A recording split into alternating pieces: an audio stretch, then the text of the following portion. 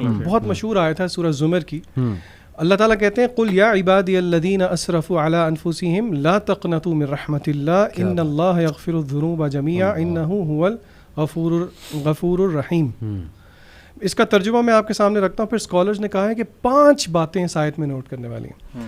اللہ تعالیٰ کہتے ہیں ترجمہ ہے کہ اے میرے بندوں جنہوں نے اپنی جانوں کے اوپر ظلم کر دیا ہے, لا تقنطوا من رحمۃ Allah, do not despair the mercy of اللہ, ان اللہ یغفر الذنوب جميعا, بے شک اللہ سارے گناہوں کو معاف کر دیتے ہیں, انہ هو الغفور الرحیم, بے شک اللہ ہی غفور الرحیم ہے.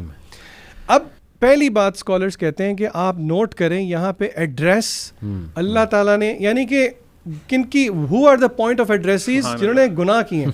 اللہ نے یہ نہیں کیا یا ایھا الذین اجرموا, اے فاسقوں, اے مجرموں, حالانکہ اور جگہ پہ اللہ تعالیٰ نے یہ طرز اختیار کیا انا من المجرمین منتقمون, کہ ہم ایسے مجرموں سے بدلہ لیں گے. تو علماء کہتے ہیں کہ دیکھیں یہ آپ یہاں پہ اللہ تعالیٰ کی محبت دیکھیں, قل یا عبادی الذین, اے میرے بندوں. تو یعنی کہ دس مینیفیسٹس دا لو آن دی آن سیٹ. نمبر 2, اچھا گناہ زنا کیا, شرک کیا, چوری کی, ڈاکہ ڈالا, قتل کیا, نہیں.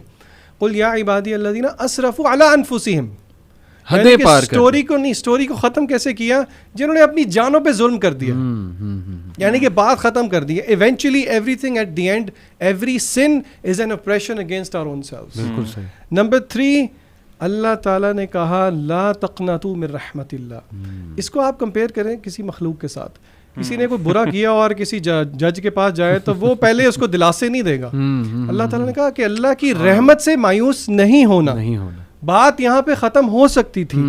چوتھی چیز, ان اللہ یغفر الذنوب جمیعا, اللہ تعالیٰ سارے گناہ معاف کر دیں گے. عربی میں ذنوب گناہ کی جمع ہے, یہاں پہ بات ختم ہو سکتی تھی لیکن اللہ نے تسلی دی جمیعا. ان اللہ, بے شک, ان اللہ, ان عربی میں تاکید کے لیے یوز ہوتا ہے, بے شک اللہ تعالیٰ گناہ معاف کر دیتے ہیں تمہارے سارے گناہ, سارے کے سارے. اللہ اکبر. بات یہاں پہ بھی ختم نہیں کی. 5ویں, انہ, بے شک, هو الغفور الرحیم, وہی ہے.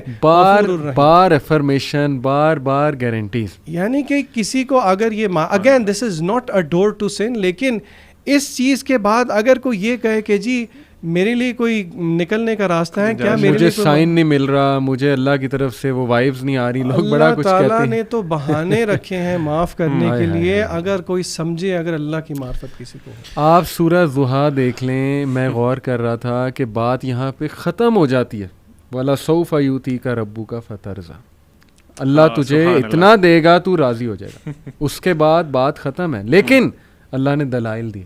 الم یجدک یتیما فآویٰ,